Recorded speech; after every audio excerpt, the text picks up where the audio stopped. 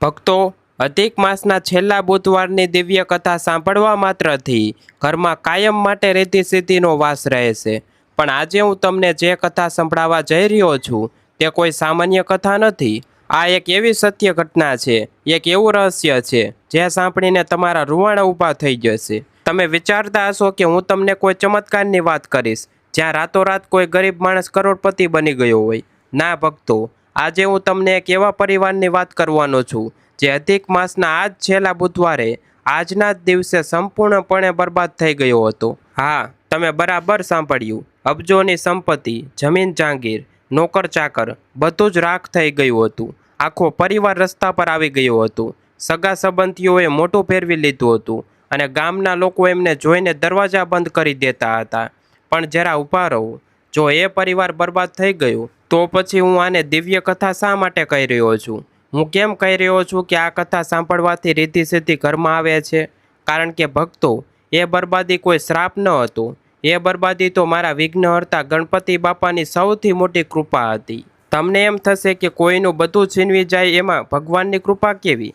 બસ આ જ તો રહસ્ય છે। આખરે એવું તે શું બન્યું હતું એ રાત્રે? એવું કયું પાપ હતું જેનો હિસાબ ભગવાને આટલી ભયંકર રીતે લીધો? અને તે બરબાદીની પાછળ એવો કયો છુપો આશીર્વાદ હતો જેને પેઢીઓ તારી દીધી? ભક્તો, જો તમે પણ ગણપતિ બાપામાં સાચી શ્રદ્ધા રાખતા હો, જો તમારા હૃદયમાં પણ બાપાના નામથી ધબકતું હોય, તો અત્યારે જ કોમેન્ટમાં જય ગણપતિ બાપા જરૂર લખજો। કારણ કે આજની આ કથા તમારા જીવનની દિશા બદલી નાખશે। વાત આજથી ઘણા વર્ષો પહેલાંની છે। સૌરાષ્ટ્રની કાળી મીઠ માટી અને લીલાછમ ખેતરો વચ્ચે આવેલું એક નાનકડું પણ સમૃદ્ધ ગામ। ગામની ભાગોળે જ્યાંથી નદીનો વળાંક પસાર થાય છે ત્યાં એક અત્યંત પ્રાચીન ગણપતિ દાદાનું મંદિર આવેલું છે। આ મંદિર કોઈએ બંધાવ્યું ન હતું, પણ કહેવાય છે કે સદીઓ પહેલાં જમીનમાંથી સ્વયંભૂ મૂર્તિ પ્રગટ થઈ હતી। કાળા પથ્થરની એ મૂર્તિમાં બાપાનું સ્વરૂપ એવું મોહક કે જોનારની આંખો ભીની થઈ જાય। આખું ગામ સવાર સાંજ ત્યાં માથું ટેકવવા જાય। ગામમાં કોઈના ઘરે દીકરો જન્મે, લગ્ન હોય કે નવું ટ્રેક્ટર આવે, સૌથી પહેલો પેંડો આ મંદિરે જ ધરાવાય। પણ આટલી ભક્તિ હોવા છતાં આખા ગામમાં એક અજીબ પ્રકારનો ડર, એક અદૃશ્ય ભય છવાયેલો રહેતો। એ ભય હતો અધિક માસના છેલ્લા બુધવારનો। ભક્તો, તમે માનશો નહીં, પણ દર 3 વર્ષે જ્યારે અધિક માસ આવે અને તેનો છેલ્લો બુધવાર આવે ત્યારે સૂરજ આથમવાની સાથે જ આખું ગામ પોતાના ઘરના દરવાજા અંદરથી બંધ કરી દેતું। સાંજના 5 વાગ્યા પછી એ મંદિર તરફ કોઈ ફરકતું પણ નહીં। પૂજારી પણ 5 વાગ્યે આરતી કરીને મંદિરના મોટા લાકડાના દરવાજા પર ભારેખમ તાળું મારીને સીધા પોતાના ઘરે જતા રહેતા। ગામના રસ્તાઓ પર શમશાન જેવી શાંતિ છવાઈ જતી। કોઈ કોઈને પૂછતું નહીં કે આવું કેમ, બસ એક અંધશ્રદ્ધા, એક પેઢીઓમાંથી ચાલ્યો આવતો ડર સૌના મનમાં ઘર કરી ગયો હતો। લોકો કહેતા કે આ રાત્રે મંદિરમાંથી અજીબ અવાજો આવે છે, કોઈ અદૃશ્ય શક્તિઓ ત્યાં વાસ કરે છે, અને જો કોઈ ભૂલથી પણ એ રાત્રે મંદિરે જાય તો એનું આવી બને। પણ સત્ય શું હતું એ કોઈ જાણતું ન હતું। શું ખરેખર મંદિરમાં કોઈ ભૂત પ્રેતનો વાસ હતો, કે પછી કોઈ એવું રહસ્ય હતું જે સમયના ગર્ભમાં દટાઈ ગયું હતું? આ જ ગામમાં એક યુવાન રહેતો હતો। એનું નામ રુદ્ર। 25-26 વર્ષનો અટ્ટો-કટ્ટો જુવાન, ભણેલો ગણેલો, શહેરમાંથી કોલેજ કરીને ગામમાં પાછો આવેલો। રુદ્ર સ્વભાવે ખૂબ જ સારો, દયાળુ અને વડીલોનો આદર કરનારો હતો। પણ એનામાં એક જીદ હતી। એ ગામની આ જૂની માન્યતાઓને, આ ડરને માનવા તૈયાર ન હતો। એ હંમેશા પોતાની દાદીને કહેતો, દાદી, ભગવાનના ઘરમાં ક્યારેય કોઈ અશુભ શક્તિ હોય ખરી? ગણપતિ બાપા તો વિઘ્નહર્તા છે, એમનાથી ડરવાનું કેવું? આ બધી તમારી જૂની અંધશ્રદ્ધા છે। દાદી એને ધ્રુજતા અવાજે રોકતી, બેટા, તું હજી નાનો છે। અમુક વાતો એવી હોય છે જેના જવાબ પુસ્તકોમાં નથી હોતા। અમારા બાપ દાદા કહેતા આવ્યા છે કે અધિક માસના છેલ્લા બુધવારે રાત્રે એ મંદિર તરફ જોવાનું પણ નહીં। તું મારી વાત માન, ક્યારેય એવી ભૂલ કરતો નહીં। પણ જુવાનીનું લોહી અને તર્કવાળું મગજ ક્યાં કોઈની વાત માને? રુદ્રને નક્કી કરી લીધું હતું કે આ વખતે જ્યારે અધિક માસનો છેલ્લો બુધવાર આવશે ત્યારે એ રાત્રે એ મંદિરે જશે અને આખા ગામનો આ ખોટો ડર હંમેશા માટે કાઢી નાખશે। અને આખરે એ દિવસ આવી જ ગયો, અધિક માસનો છેલ્લો બુધવાર। સવારથી જ ગામમાં એક અજીબ ઉદાસી હતી। લોકો જલ્દી પોતાના કામ આરોટી રહ્યા હતા। સાંજ પડતા જ પક્ષીઓ પણ જાણે અવાજ કરતા બંધ થઈ ગયા હોય। પૂજારીએ મંદિરમાં તાળું માર્યું અને પોતાના ઘરમાં પુરાઈ ગયા. રાતના 8 વાગ્યા. ચારે બાજુ ઘોર અંધકાર, અમાસ જેવી કાળી રાત. પવનના સુસવાટા સિવાય બીજો કોઈ અવાજ ન હતો આવતો. રુદ્ર પોતાના રૂમમાંથી ધીમેથી બહાર નીકળ્યો. દાદી સૂઈ ગયા હતા. હાથમાં એક નાનકડી ટોર્ચ લઈને મંદિર તરફ ચાલવા લાગ્યો. ભક્તો, વિચાર કરો, જે રસ્તા પર ધોળા દિવસે પણ લોકો જતા ડરતા હોય, ત્યાં યુવાન એકલો અંધારી રાત્રે જઈ રહ્યો હતો. જેમ જેમ રુદ્ર મંદિરની નજીક પહોંચી રહ્યો હતો, તેમ તેમ વાતાવરણ બદલાઈ રહ્યું હતું. ગામની ગરમીની જગ્યાએ હવે હવામાં એક અજીબ પ્રકારની ઠંડક આવી ગઈ હતી. મંદિરના પ્રાંગણમાં ઊભેલા વિશાળ વડલાના પાંદડા પવનમાં એવો અવાજ કરી રહ્યા હતા, જાણે કોઈ ધીમા અવાજે કંઈક ચેતવણી આપી રહ્યું. રુદ્રના પગલાં ધીમા પડ્યા. એના હૃદયમાંથી ધબકારા વધી ગયા.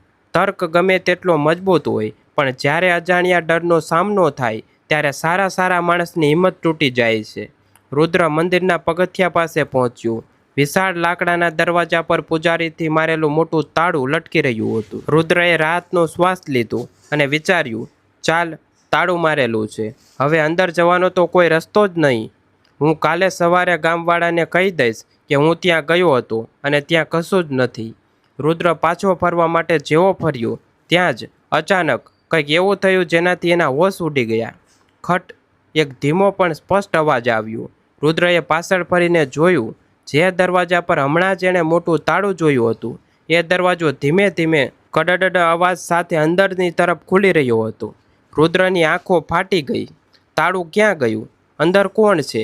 એના આખા શરીરમાં પરસેવો છૂટી ગયું. પગ જમીન સાથે જકડાઈ ગયા. ભગવાનની ઈચ્છા હતી પણ શરીર સાથ નહોતું આપતું. દરવાજો પૂરો ખુલી ગયો અને અંદરનું દ્રશ્ય જોઈને રુદ્ર સ્તબ્ધ થઈ ગયું. આખું ગામ માનતું હતું કે અંદર અંધારું હશે, ભૂત પ્રેત હશે, પણ ના. ગર્ભગૃહની બરાબર વચ્ચે ગણપતિ બાપાની મૂર્તિની સામે એક મોટો ઘીનો દીવો પ્રજ્વલિત હતો. હા ભક્તો, એકદમ શાંત, સ્થિર અને તેજસ્વી જ્યોત. મંદિરનું અંદર ચંદન અને ગુલાબની એવી દિવ્ય સુગંધ ફેલાયેલી હતી કે જે શ્વાસમાં જતાં જ મનની બધી જ બીક ગાયબ થઈ જાય. ક્યાંથી આવી આ સુગંધ? કોણે પ્રગટાવ્યો આ દીવો? પૂજારી તો 5 વાગ્યે જ જતા રહ્યા હતા. રુદ્ર જાણે કોઈ સંમોહનમાં ખેંચાઈ રહ્યો હોય તેમ ધીમે ધીમે પગથિયા ચડીને મંદિરની અંદર દાખલ થયું.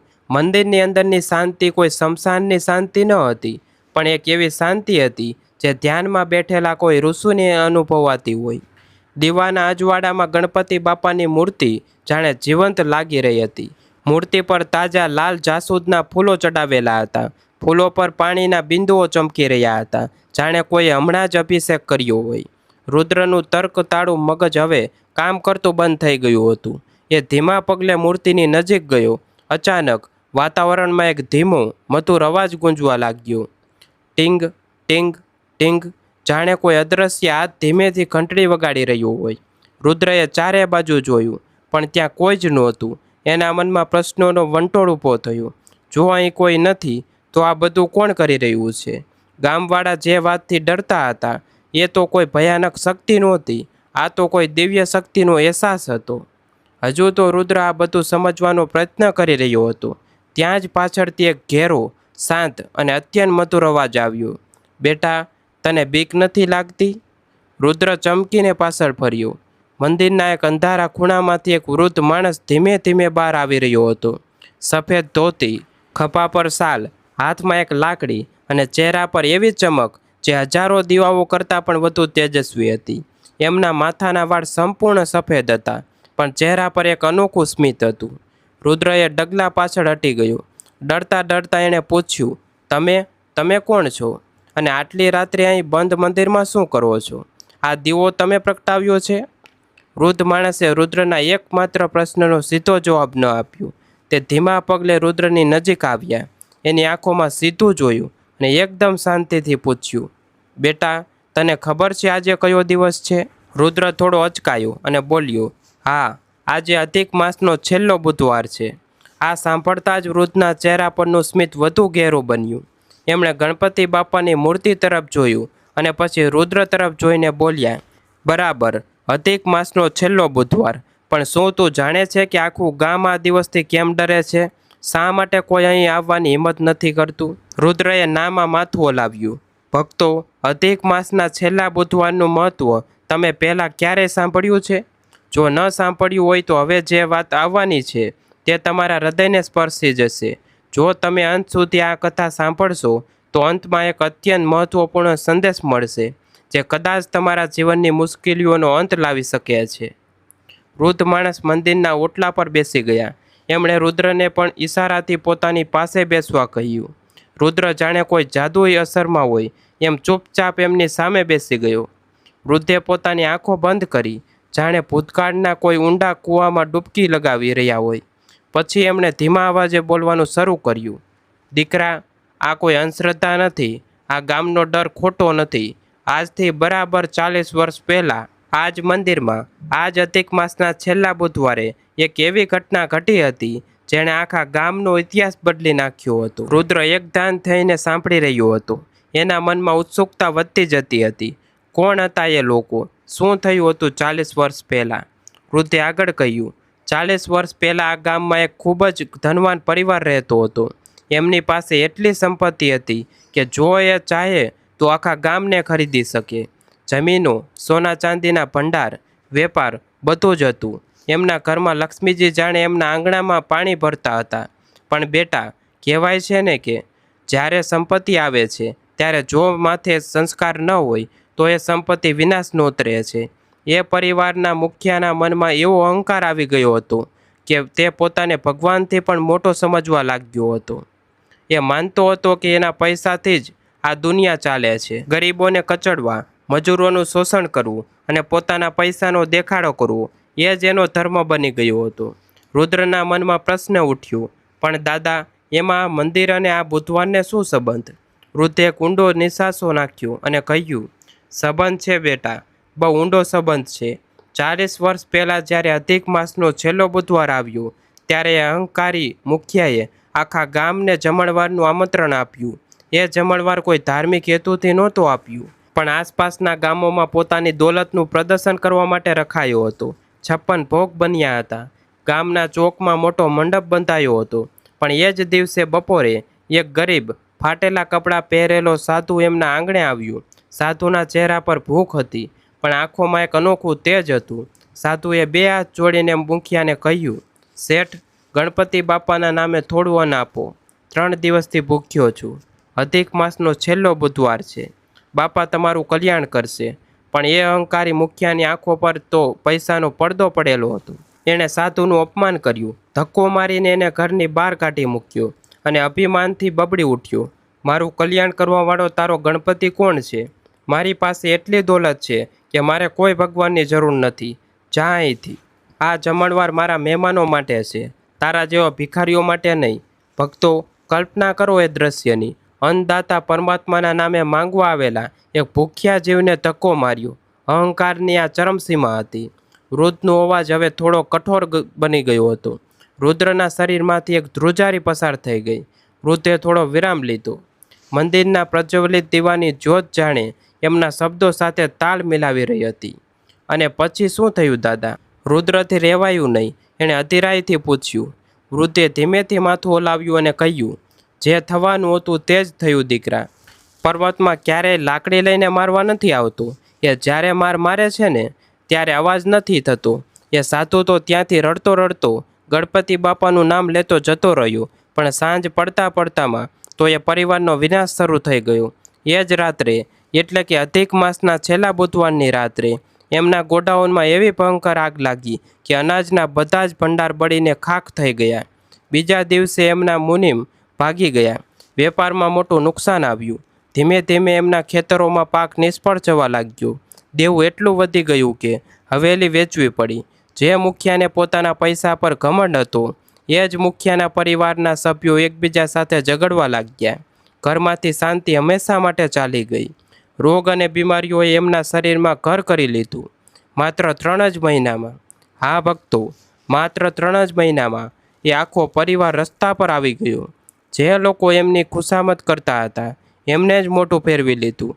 આખા ગામમાં વાત ફેલાઈ ગઈ કે આ ગણપતિ બાપાના અપમાનનો શ્રાપ છે. અને ત્યારથી જ આ ગામના લોકોના મનમાં એવો ભય બેસી ગયો કે અધિક માસના છેલ્લા બુધવારે ગણપતિ બાપા ક્રોધમાં હોય છે, અને એટલે જ એ રાત્રે કોઈ મંદિર તરફ ફરકતું પણ નથી.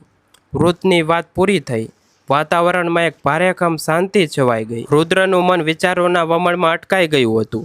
એને કથા સાંભળીને દુઃખ પણ થતું હતું અને ગુસ્સો પણ આવતો હતો કે કોઈ માણસ આટલો અહંકારી કેવી રીતે હોઈ શકે, પણ છતાં એના મનમાં એક પ્રશ્ન ગૂંચવાઈ રહ્યો હતો. દાદા, એ પરિવાર કોનો હતો? એ મુખિયાનું નામ શું હતું? રુદ્રએ પૂછ્યું. વૃદ્ધ માણસે પોતાની ચમકતી આંખોની રુદ્રની આંખોમાં સીધું જોયું.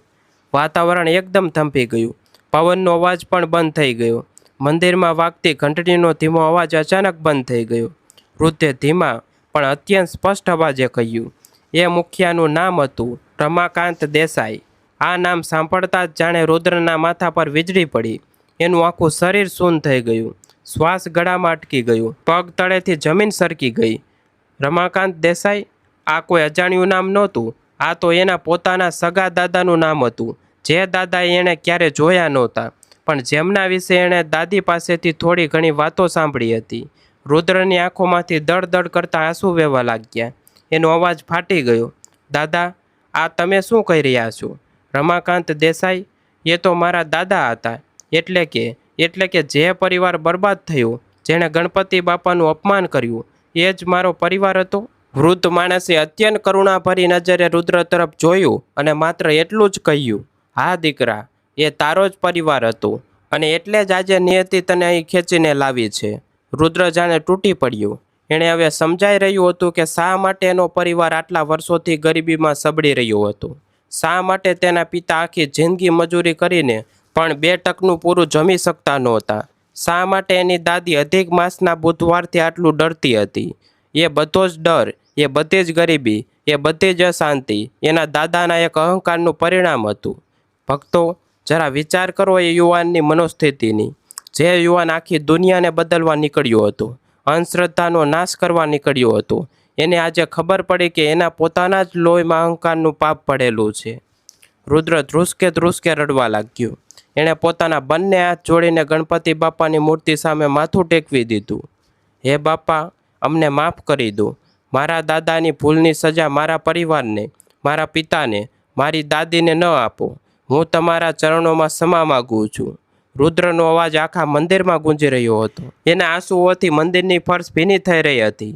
ત્યારે જ પેલા વૃદ્ધ માણસે પોતાના અત્યંત કોમળ હાથ રુદ્રના માથા પર મૂક્યા. એ સ્પર્શમાં એટલી બધી ઉષ્મા, એટલી બધી શાંતિ હતી કે રુદ્રનું રડવાનું તરત જ બંધ થઈ ગયું. એના મનમાં એક અદ્ભુત શાંતિ છવાઈ ગઈ. વૃદ્ધે અત્યંત મધુર અવાજે કહ્યું, ઊભો થા દીકરા, તું શા માટે રડે છે? તને લાગે છે કે બાપાએ તારા પરિવારને શ્રાપ આપ્યો છે? ના ગાંડા, આજ તો માનવીની સૌથી મોટી ભૂલ છે. એ ભગવાનના ન્યાયને સમજી શકતો નથી. રુદ્રએ આશ્ચર્યથી ઊંચું જોયું. તો બીજું શું હતું દાદા? અમારું બધું જ છીનવાઈ ગયું. અમે રસ્તા પર આવી ગયા. શું આ શ્રાપ નહોતો? વૃદ્ધ હસ્યા, એવું હાસ્ય જેમાં બ્રહ્માંડનું જ્ઞાન છુપાયેલું હોય. બેટા, જ્યારે સંપત્તિ મનુષ્યને રાક્ષસ બનાવી દે, જ્યારે પૈસો માણસાઈને ખાઈ જાય, ત્યારે એ સંપત્તિ છીનવી લેવી એ ભગવાનનો શ્રાપ નહીં, પણ ભગવાનની સૌથી મોટી કૃપા હોય છે. તારા દાદાનો અહંકાર એટલો વધી ગયો હતો કે જો એ સમયે બાપાએ એમનો અહંકાર ન તોડ્યો હોત, તો એમનો પાપનો ઘડો ક્યારેય ખાલી ન થાત. એમની આત્મા નરકમાં જાત. બાપાએ એમના પૈસા છીનવીને એમના અહંકારનો નાશ કર્યો. રિદ્ધિ અને સિદ્ધિનો સાચો અર્થ શું છે ખબર છે તને? રિદ્ધિ એટલે સંપત્તિ અને સિદ્ધિ એટલે એમને પચાવવાની બુદ્ધિ. જ્યાં અહંકાર હોય ત્યાં રિદ્ધિ સિદ્ધિ ક્યારેય રોકાતા નથી. તારા પરિવારની એ બરબાદી જરૂરી હતી, જેથી 40 વર્ષ પછી એ જ પરિવારમાં તારા જેવા એક પવિત્ર, શુદ્ધ અને અહંકાર મુક્ત જીવનો જન્મ થઈ શકે. તારા પિતાએ ગરીબીમાં પણ ઈમાનદારી ન છોડી. તારી દાદીએ દુઃખમાં પણ બાપાનું નામ ન છોડ્યું. અને આજે તું કોઈ પણ સ્વાર્થ વગર નિર્ભય થઈને આ મંદિરમાં આવ્યો છે. આ બધું એ 40 વર્ષના પ્રાયશ્ચિતનું પરિણામ છે. બેટા, આજથી તારા પરિવારનું પ્રાયશ્ચિત પૂરું થયું. ભક્તો, જો તમે પણ ગણપતિ બાપામાં શ્રદ્ધા રાખતા હો, તો અત્યારે જ 2 હાથ જોડીને બાપાનું સ્મરણ કરો. કારણ કે હવે કથામાં જે વળાંક આવવાનો છે તે સાબિત કરશે કે ઈશ્વરની કૃપા ક્યારેય મોડી નથી હોતી. બસ આપણી પાત્રતા બનવી જોઈએ. વૃદ્ધના શબ્દો સાંભળીને રુદ્રના હૃદયમાંથી બધો જ બોજ ઉતરી ગયો. એણે સમજાઈ ગયું કે જીવનમાં જે કંઈ પણ થાય છે તેની પાછળ ઈશ્વરની કોઈને કોઈ મોટી યોજના હોય છે. વૃદ્ધે આગળ કહ્યું, બેટા, હવે ઘરે જા. આજની રાત પછી તારા જીવનમાં ચમત્કારોની હારમાળા નહીં સર્જાય, આકાશમાંથી સોનાનો વરસાદ નહીં થાય, પણ હા, કાલ સવારથી તારા ઘરમાં એક નવી જ શાંતિનો અહેસાસ થશે. જે કામ વર્ષોથી અટકેલા હતા તે ધીમે ધીમે પાર પડવા લાગશે. પરિવારમાં જે કલેશ હતો તે પ્રેમમાં બદલાઈ જશે. તારી મહેનત હવે એડે જ નહીં જાય. સાચી રીતિ અને સિદ્ધિ હવે તારા આંગણામાં કાયમ માટે વાસ કરશે, કારણ કે હવે ત્યાં અહંકાર નથી પણ સમર્પણ છે. રુદ્ર અચાનક બનીને બધું સાંભળી રહ્યો હતો. એના રોમ રોમમાં એક નવી જ ઉર્જાનો સંચાર થઈ રહ્યો હતો. એણે નીચે વળીને વૃદ્ધ માણસના ચરણ સ્પર્શ કરવા માટે હાથ લંબાવ્યા. દાદા, તમારો ખૂબ ખૂબ આભાર. તમે આજે મારી આંખો ખોલી નાખી, મારું જીવન ધન્ય કરી દીધું. પણ દાદા, તમે છો કોણ? તમે આ ગામના તો નથી લાગતા, અને આ રાત્રે તમે અહીં કેવી રીતે આવ્યા? આટલું બોલતા બોલતા રુદ્રએ માથું ઊંચું કર્યું, અને એના આશ્ચર્યનો કોઈ પાર ન રહ્યો. ત્યાં કોઈ નહોતું. હા ભક્તો, કોઈ જ નહોતું. ખાલી ઓટલો. જે વૃદ્ધ માણસ હજી એક સેકન્ડ પહેલાં જ એની સામે ઊભા રહીને વાતો કરી રહ્યા હતા, એ અચાનક હવામાં ઓગળી ગયા હતા. રુદ્ર સફાળો ઊભા થઈ ગયા. એણે ચારે બાજુ નજર દોડાવી. દાદા, દાદા, ક્યાં ગયા તમે? એણે બૂમ પાડી, પણ માત્ર એના જ અવાજનો પડઘો મંદિરમાં ગુંજી રહ્યો હતો. રુદ્ર દોડીને મંદિરના મુખ્ય દરવાજા પાસે ગયો. પણ આ શું? દરવાજો તો હજુ પણ અંદરથી બંધ જ હતો. બહાર પૂજારીએ મારેલું તાળું એવું ને એવું જ લટકી રહ્યું હતું. તો પછી એ વૃદ્ધ માણસ ગયા ક્યાંથી અને આવ્યા ક્યાંથી હતા? રુદ્રના મગજમાં વિચારોનું ધમાસણ મચી ગયું. એ પાછો ગર્ભગૃહ પાસે આવ્યો, જ્યાં એ વૃદ્ધ બેઠા હતા. એણે ધ્યાનથી નીચે જોયું. જ્યાં વૃદ્ધના પગ હતા ત્યાં પથ્થર પર એકદમ તાજું, ખીલેલું, લાલ ચટુક જાસૂદનું ફૂલ પડેલું હતું. એવું જ ફૂલ જેવું ગણપતિ બાપાની મૂર્તિ પર ચડાવેલું હતું. ફૂલમાંથી દિવ્ય સુગંધ આવી રહી હતી. રુદ્રના હાથ ધ્રુજવા લાગ્યા. એણે એ ફૂલ હાથમાં લીધું અને પોતાની સાથે સરસું ચાપી દીધું. એની આંખો ફરી એકવાર ભરાઈ આવી, પણ આ વખતે એ આંસુ દુઃખના નહોતા, પણ પરમ આનંદના હતા.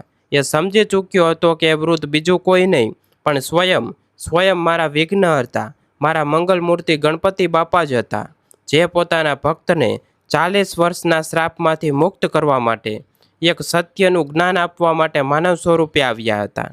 ભક્તો, વિચાર કરો એ યુવાનના ભાગ્યમાં, જેને સ્વયં ભગવાને દર્શન આપ્યા. રુદ્રએ સષ્ટાંગ દંડવત પ્રણામ કર્યા. એ રાત્રે એ મંદિરમાં જ બેસી રહ્યો, બાપાના નામનો જાપ કરતો રહ્યો. સવારે જ્યારે પૂજારી આવ્યા અને મંદિરનો દરવાજો ખોલ્યો, ત્યારે અંદર રુદ્રને ધ્યાનમાં બેઠેલો જોઈને આશ્ચર્યચકિત થઈ ગયા. આખા ગામમાં વાત ફેલાઈ ગઈ. ધીમે ધીમે રુદ્રએ આખી રાતની ઘટના ગામ લોકોને કહી. લોકોની આંખોમાંથી પણ ડરના પડળ દૂર થઈ ગયા. એ દિવસ પછી ગામના લોકો ક્યારેય અધિક માસના છેલ્લા બુધવારથી ડર્યા નહીં. ઉલટાનું, એ દિવસે હવે ગામમાં મોટો ઉત્સવ મનાવવામાં આવે છે. અને રુદ્રના જીવનમાં ખરેખર એ વૃદ્ધના કહ્યા મુજબ ધીમે ધીમે બધું જ બદલાઈ ગયું. એના પિતાની નોકરી કાયમી થઈ ગઈ. દાદીની બીમારી મટી ગઈ. રુદ્રને પોતાને શહેરમાં એક ખૂબ જ સારી નોકરી મળી ગઈ. પણ આ બધી સમૃદ્ધિ વચ્ચે રુદ્રના મનમાં ક્યારેય રતિભર પણ અહંકાર ન આવ્યું, કારણ કે એ જાણતો હતો કે અહંકારનું પરિણામ શું હોય છે. ભક્તો, આ દિવ્ય કથા આપણને શું શીખવે છે? શું તમે એ મહત્વપૂર્ણ સંદેશ સમજ્યા, જે મેં તમને કથાની શરૂઆતમાં કહ્યું હતું? સંદેશ એ છે કે ઈશ્વર ક્યારેય કોઈને વિના કારણ દુઃખ નથી આપતો. જ્યારે આપણા જીવનમાં બધું જ છીનવાઈ રહ્યું હોય, જ્યારે ચારે તરફ અંધકાર હોય, ત્યારે એવું ન સમજવું કે ભગવાન આપણી સાથે અન્યાય કરી રહ્યો છે. કદાચ એ આપણા અહંકાર, આપણા મોહ અને આપણા ખરાબ કાર્યોને બાળી રહ્યો હોય છે, જેથી આપણી અંદર એક નવા, શુદ્ધ અને પવિત્ર મનુષ્યનો જન્મ થઈ શકે. ગણપતિ બાપા માત્ર બુદ્ધિના દેવ નથી, એ તો વિઘ્નહર્તા છે. એ આપણા જીવનના વિઘ્નો તો હરે જ છે, પણ સૌથી મોટું વિઘ્ન જે આપણો અહંકાર છે, એને પણ હરી લે છે. સાચી રીતિ અને સિદ્ધિ સોના ચાંદીમાં નથી, મોટી ગાડીઓ કે બંગલામાં નથી. સાચી રીતિ સિદ્ધિ એ જ છે તમારા ઘરમાં બધા હળીમળીને રહેતા હોય. અને સાચી સિદ્ધિ એ જ છે કે ગમે તેટલી મુશ્કેલી આવે તો પણ તમારો ભગવાન પરનો વિશ્વાસ ક્યારેય ડગે નહીં. અધિક માસનો છેલ્લો બુધવાર એ કોઈ ડરવાનો દિવસ નથી, પણ એ તો આત્મનિરીક્ષણનો દિવસ છે. પોતાના અંદર રહેલા અહંકારને બાપાના ચરણોમાં સમર્પણ કરવાનો દિવસ છે. જો તમે પણ તમારા જીવનમાં રિદ્ધિ સિદ્ધિની કામના કરતા હોય, તો આજે જ તમારા મનમાંથી હું કરું છું એવો ભાવ કાઢી નાખજો અને બધું જ બાપા પર છોડી દેજો. એ ક્યારેય તમારા હાથ ખાલી નહીં રહેવા દે. એ તમારો હાથ પકડીને તમને અંધકારમાંથી અજવાળા તરફ લઈ જશે. ભક્તો, મને આશા છે કે આ કથાએ તમારા હૃદયને સ્પર્શ કર્યો હશે. જો ખરેખર તમારા મનમાં બાપા પ્રત્યેનો પ્રેમ જાગ્યો હોય તો કથા સાંભળ્યા પછી આંખો બંધ કરીને 2 મિનિટ બાપાનું ધ્યાન કરજો. અને હા, કોમેન્ટમાં પૂરી શ્રદ્ધાથી જય ગણપતિ બાપા લખવાનું ભૂલતા નહીં. બાપા તમારા સૌના પરિવારો પર અમી દ્રષ્ટિ રાખે, તમારા સૌના ઘરમાં રિદ્ધિ સિદ્ધિનો વાસ રહે અને તમારા જીવનના તમામ વિઘ્નો દૂર થાય એવી ગજાનન મહારાજના ચરણોમાં પ્રાર્થના. બોલો વિઘ્નહર્તા ગણપતિ બાપા મોર્યા. કષ્ટભજન દેવની જય.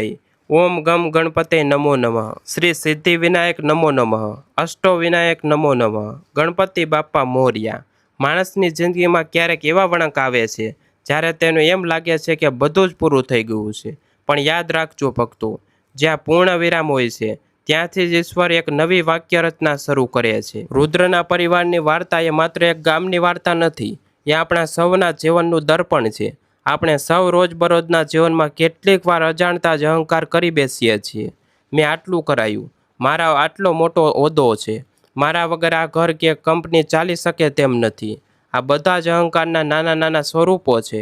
અને જ્યારે આ અહંકાર વૃક્ષ બની જાય છે ત્યારે બાપાએ રમાકાંત દેસાઈની જેમ મૂળમાંથી જ કાપવું પડે છે. માટે સમય પહેલાં સમજી જવામાં જ ડાપણ છે. તમારી પાસે જે કંઈ પણ છે, બુદ્ધિ, સંપત્તિ, સુંદરતા, સત્તા, એ બધું જ ઈશ્વરની અમાનત છે. તમે માત્ર એના રખેવાળ છો, માલિક નહીં. જે દિવસે તમે આ સત્ય સ્વીકારી લેશો તે દિવસે તમારા જીવનમાંથી બધો જ ભય, બધી જ ચિંતાઓ કાયમ માટે અદૃશ્ય થઈ જશે. જેમ રુદ્રના જીવનમાંથી અહંકાર દૂર થયો તેમ તમારા જીવનમાં પણ પ્રકાશ પથરાશે. આ જ છે અધિક માસના છેલ્લા બુધવારની સાચી દિવ્ય કથા. આ જ છે બાપાનો સાચો મહિમા. તો ચાલો અંતમાં આપણે સૌ સાથે મળીને ગણપતિ બાપાને પ્રાર્થના કરીએ. હે પ્રભુ, અમને એવી સદબુદ્ધિ આપજે જે અમે ક્યારેય અમારા રસ્તા પરથી ભટકીએ નહીં, અને જો ભટકી જઈએ તો તું અમારો કાન પકડીને અમને સાચા રસ્તે લાવજે, પણ ક્યારેય અમારો સાથ છોડતો નહીં. જય શ્રી રામ, જય ગણપતિ બાપા. ભક્તો, આ કથા તમને કેવી લાગી? શું તમારા જીવનમાં પણ ક્યારેય આવો કોઈ અનુભવ થયો છે જ્યાં તમને લાગ્યું હોય કે અદૃશ્ય શક્તિએ તમારી મદદ કરી છે? જો હા, તો એ અનુભવ જરૂરથી યાદ કરજો. અને યાદ રાખજો, જ્યારે પણ અશાંત હો ત્યારે આ કથાને, રુદ્રના સમર્પણને અને બાપાને એ દિવ્ય સ્વરૂપને યાદ કરી લેજો. બધે જ અશાંતિ પળભરમાં શાંત થઈ જશે. ધન્યવાદ. જય ગણપતિ દાદા. જય શ્રી હરિ. જય શ્રી રામ.